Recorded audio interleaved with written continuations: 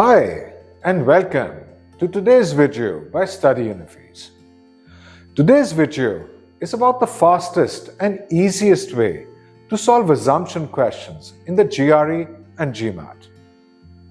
As you know, the GRE and GMAT have changed recently, but both tests have retained assumption questions. In addition, today's video assumes that you are familiar with critical reasoning questions and particularly assumption questions.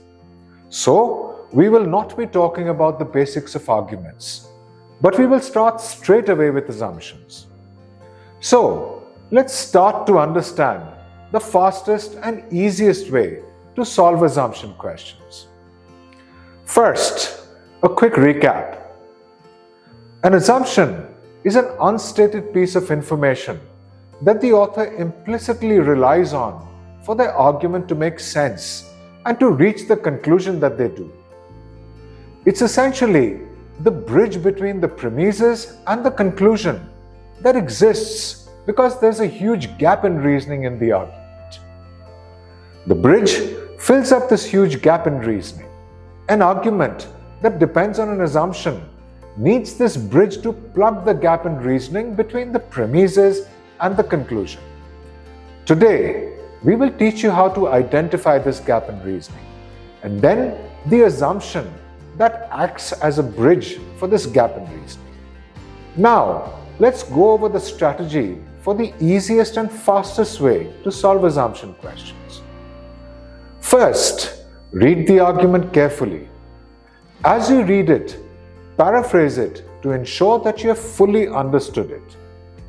Then, separate the premises from the conclusion.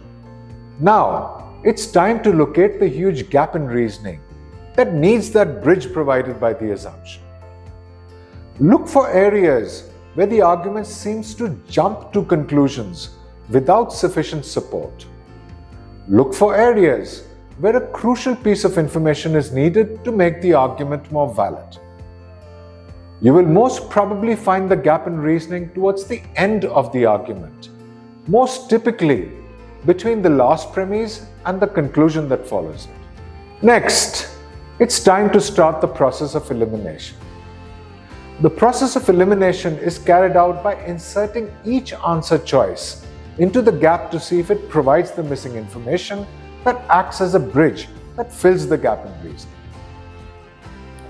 Now, let's look at an official assumption question to test this strategy. Let's read the argument on top together. Gotland has long been narrowly self-sufficient in both grain and meat.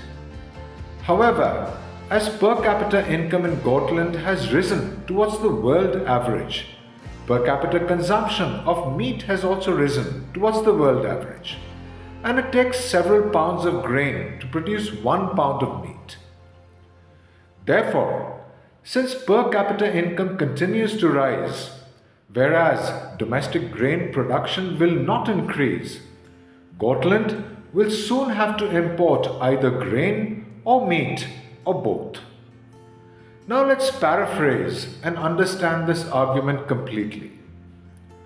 Gotland has just about been meeting its meat and grain needs with very little excess. However, two things happened at the same time.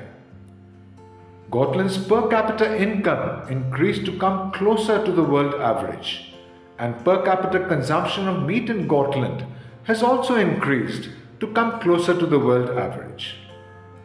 In addition, it takes several pounds of grain to produce 1 pound of meat. As per capita income continues to rise in Gotland, the production of grain in Gotland will not increase. So, the conclusion states, Gotland will have to import grain or meat or both. We have understood this argument completely. Now, it's time to identify the gap in the reasoning in this argument. This argument, like every argument in assumption questions, has a huge gap in reasoning. The gap in reasoning is here. This is where a huge jump in reasoning occurs. and the assumption is needed as a bridge between the premises and the conclusion. The gap is, what if people who increase their consumption of meat decrease their consumption of grain at the same time? This is something to be expected because whenever people eat more meat, their consumption of grain usually decreases. This might seem a little obvious to you. However, assumptions are usually very obvious indeed, but unstated. This argument has not stated whether the consumption of grain will go down once the per capita consumption of meat increases.